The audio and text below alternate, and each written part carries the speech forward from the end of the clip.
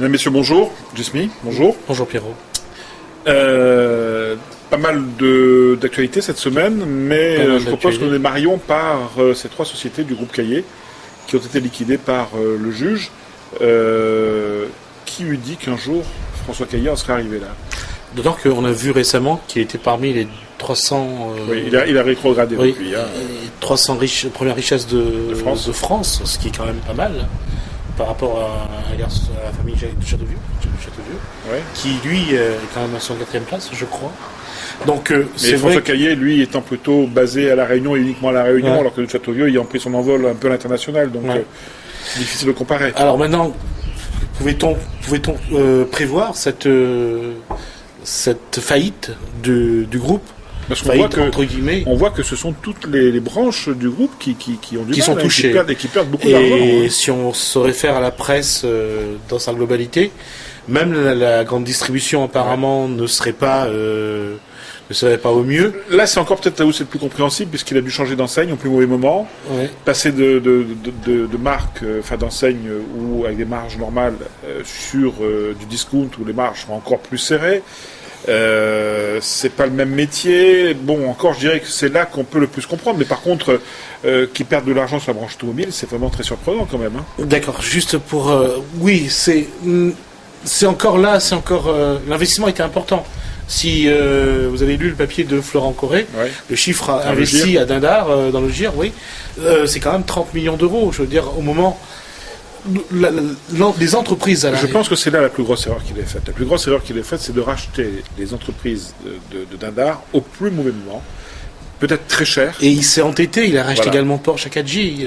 Donc il s'est quand même investi dans des branches qui ont été frappées de plein fouet par la crise.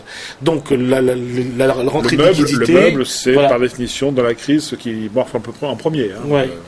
Donc là je crois que au-delà de ce que dit Florent Corré dans son article de jeudi, il faut se rendre compte qu'il y a quand même eu beaucoup d'investissements et on a l'impression quand même que ce sont des investissements qui n'ont pas été toutes très bien réfléchis.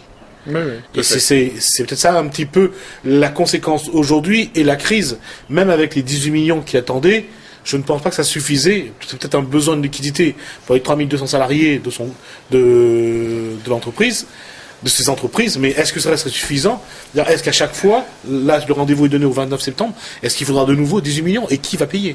Alors, ce qui est un petit peu, je dirais, reconnu par tout le monde à mot couvert, c'est que François Caillé s'était pour beaucoup un petit peu désintéressé de ces entreprises, et s'était beaucoup s'occuper du MEDEF, etc. Et de la politique d'une façon générale. Aujourd'hui, il le paye en ayant mis à la tête de beaucoup de ces entreprises des gens qui n'étaient pas au niveau. Et lui n'était pas assez présent derrière, n'a pas assez vraiment surveillé ce qui se passait, et il se retrouve aujourd'hui dans cette situation. Mais enfin, ça n'a pas l'air quand même trop de l'affecter, on dirait, puisque j'ai appris qu'il était parti se marier dans un château en métropole, donc et qu'il a pris des vacances. Alors je pense que ça par contre c'est quand même beaucoup plus anormal, c'est que au moment où ces entreprises se débattent dans la crise que l'on connaît, qui prennent des vacances, même si c'est pour ces voyages noces, enfin bon, je veux dire, c'est un peu malvenu. C'est un peu malvenu, ces employés, et il faut avoir peut-être une petite pensée émue quand même pour ces employés de ces entreprises. Hein, si on tient compte du chiffre, c'est 75 licenciés, il y a 3200 employés dans l'ensemble des entreprises, et il est clair qu'aujourd'hui c'est une part importante. Et je crois d'une façon ou d'une autre, il va falloir que les politiques et aussi l'État s'intéressent à ça, parce que dans l'état actuel des choses, mettre 3200 personnes au chômage, c'est extrême. Et je crois que l'État va devoir... Et ce n'est pas 3200 personnes, parce qu'il y a beaucoup d'entreprises qui dépendaient du groupe Caillé, et tout le monde, d'une façon ou d'une autre, il laissera des plumes, hein, si jamais les entreprises venaient vraiment avoir des grosses difficultés. Et ce qui est vrai pour certains garagistes qui travaillaient avec le groupe Caillé. Mais pas que les garagistes, les journaux qui faisaient des plumes pour le groupe Caillé, tout ça, aujourd'hui, ils vont connaître une crise de plein fouet. Voilà, tout à fait. Bon, bien. Maintenant, on va attendre quand même le 29. On souhaite quand même septembre. On souhaite quand même un redressement aux entreprises pour qu'au moins il y ait au moins penser aux salariés encore une fois. Très bien. Merci, Jismi.